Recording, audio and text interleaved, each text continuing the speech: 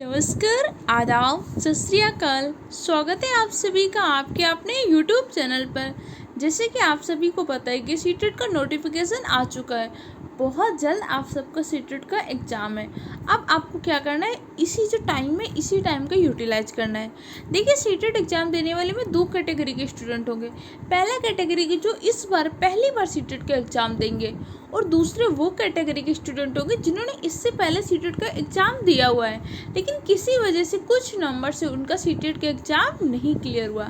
तो हम सबसे पहले पूरा सीटेट का सिलेबस को समझेंगे कि भाई सिलेबस क्या है, और फिर सीटेट का एग्ज़ाम का पासिंग रिजल्ट परसेंटेज इतना कम क्यों रहता है, मैंने कैसे अपना मल्टीपल टाइम सीटेट का एग्ज़ाम क्वालिफाई किया, उन सब चीज़ों को आज की वीडियो में देखेंगे।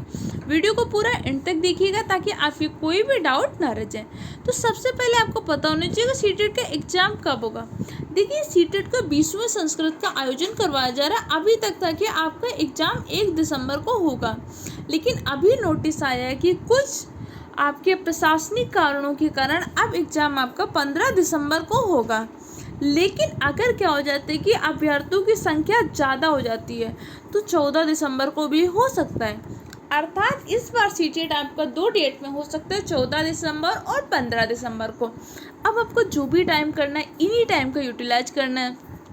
सितंबर तो समझिए आपका लगभग निकल चुका है। अब आपके पास कौन से अक्टूबर और नवंबर 2 महीने का टाइम है। आपको इन्हीं 2 महीने के टाइम को यूटिलाइज करना है, क्योंकि दिसंबर के 10 से 15 दिन में आपको सिर्फ लास्ट टाइम पे रिविजन करना होता है। तो क्या हम 2 महीने में सीटेट का एग्ज़ाम निकाल सकते हैं? बिल्कुल, बहुत अच्छे तरीके से निकाल सकते हैं। लेकिन अगर आपने सीटेट के एग्ज़ाम को किसी स्टेट के टेट एग्ज़ाम से कंपेयर कर लिया तो समझिए बहुत मुश्किल होगा। तो सबसे पहले हम समझते हैं कि भैया सीटेट का एग्ज़ाम पैटर्न क्या है। सीटेट का एग्ज़ाम 2 कैटेगरी में होता है। एक होता है प्राइमरी के लिए, एक होता है आपका जूनियर के लिए।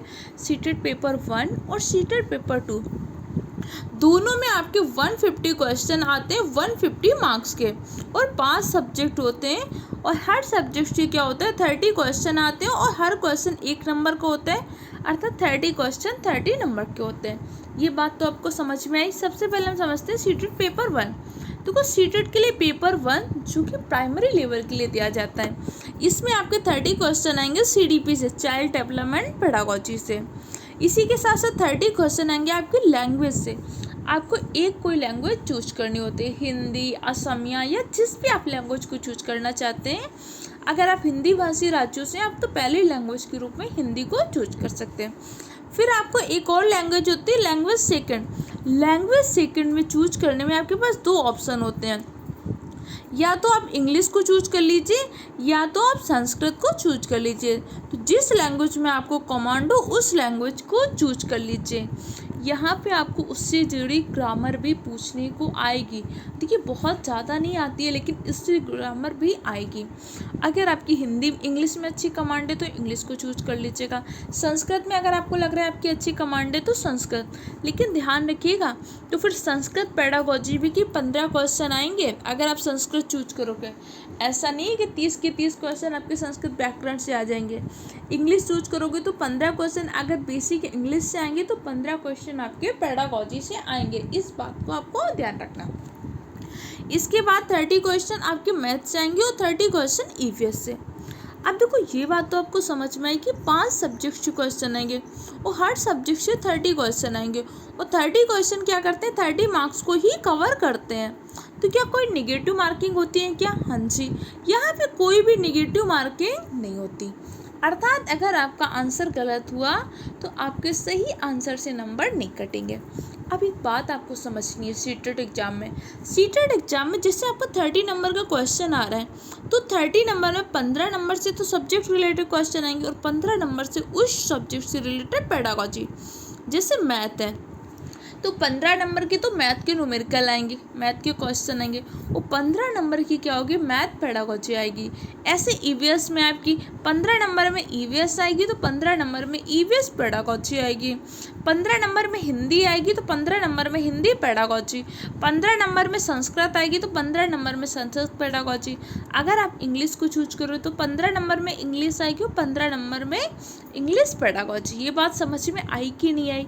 तो एक बात आप समझो, 30 नंबर तो CDP में तो पेडागोजी होती ही होती है, इसके बाद के जो 4 सब्जेक्ट बचते हैं उसमें भी 15-15 नंबर के 60 नंबर की तो पेडागोजी ये है, 60 नंबर की पेडागोजी और 30 नंबर की सीडीपी। अब मान लो 90 नंबर तो आपकी सीडीपी और पेडागोजी को ही स्कोर करते हैं। अगर आपको सीटेट का एग्ज़ाम निकालना है, सीटेट का एग्ज़ाम क्वालिफाई करना है, तो आपको सीडीपी और पेडागोजी की बहुत अच्छी समझ होनी चाहिए। अगर आपने इस सब्जेक्ट में थोड़ा सा भी ढीला डाला तो समझिए कि पेपर आपके हाथ से बाहर चला जाएगा, क्योंकि यूपी टेट वगैरह के जो क्वेश्चन होते हैं या अदर स्टेट, बिहार टेट या जो रीट वगैरह की, वहाँ पे क्वेश्चन कैसे होते हैं आपके पॉइंट वाइज ज़्यादा पूछता है कि भैया आपको पॉइंट पूछेगा इस पॉइंट से कि भैया वैगल्स्को ने किसके ऊपर प्रयोग कर दिया, स्किनर ने किसके ऊपर प्रयोग किया था, स्किनर ने कुत्ते के ऊपर प्रयोग किया कि पावलोव ने कुत्ते के ऊपर प्रयोग किया। ऐसे क्वेश्चन पूछता है आपका स्टेट टेट। लेकिन सीटेट ये नहीं पूछेगा कि कुत्ते के ऊपर प्रयोग किया कि बिल्ली पे किया कि कबूतर पर किया। सीटेट पूछेगा कि भैया इस सिद्धांत का हम क्लास में प्रयोग कैसे करेंगे। सीटेट जो क्वेश्चन पूछता है आपके अंडरस्टैंडिंग से जुड़े हुए क्वेश्चन को पूछता है। तो अगर आपको सीडीपी आपने रटने की कोशिश कर ली तो सीडीपी आपको समझ नहीं आएगी। अगर आपको लगा कि हमें इनके सीडीपी के नोट्स मिल जाए, हम सब रट के चले जाएंगे, तो आप सीटेट के क्वेश्चन सॉल्व नहीं कर पाओगे। आपको जब तक सीडीपी की बहुत अच्छी समझ नहीं होगी तब तक आप सीटेट को क्वालिफाई नहीं कर पाओगे। और एक बात आपको और समझनी है, क्या आपका उद्देश्य सिर्फ और सिर्फ सीटेट क्वालिफाई करना है? नहीं, आपका उद्देश्य तो सीटेट क्वालिफाई करना नहीं है, आपका उद्देश्य तो टीचर बनना है। सीटेट तो उसका एक पहला चरण है, पहला स्टेप है कि भाई आप प्री क्वालिफाई कर लो, तभी तो आपको आने वाले सुपर टेट के एग्ज़ाम के लिए आने वाली शिक्षक भर्ती देखने को मिलेगी। तो अब आप ये समझो कि अभी हम बहुत नॉर्मल से सीडीपी पढ़ लेते हैं, रट वट के कैसे भी हम सीटेट निकाल लेते हैं। तो कल जब आपको शिक्षण कौशल पढ़ना पड़ेगा, जीवन कौशल पढ़ना पड़ेगा, अलग अलग चीज़ें पढ़नी पड़ेंगी, तब चीज़ें आपको नहीं समझ में आएंगी। तो ऐसा करते हैं ना कि अभी सीटेट के लिए क्या करते हैं, प्रॉपर तरीके से एक बार में सीडीपी पढ़ लेते हैं। जब आप एक बार में सीडीपी पढ़ लोगे तो सीडीपी की टेंशन ख़त्म हो जाएगी, क्योंकि सीडीपी ऐसा नहीं होता अगर आपको समझ में आ गई तो अगली बार आप भूल जाओगे। नहीं, अगर चीज़ें समझ में आ गई तो आप आसानी से कर पाओगे।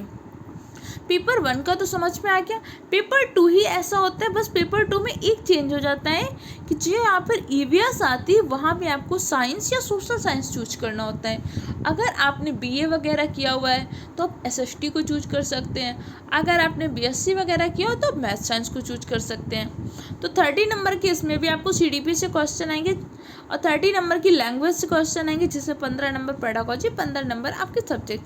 30 क्वेश्चन आपके लैंग्वेज सेकंड से आएंगे, इंग्लिश या संस्कृत जो आप चूज करेंगे। और बच्चे के 60 नंबर में मैथ या साइंस चूज कर लीजिए, या फिर आप पूरे 60 नंबर की सोशल साइंस।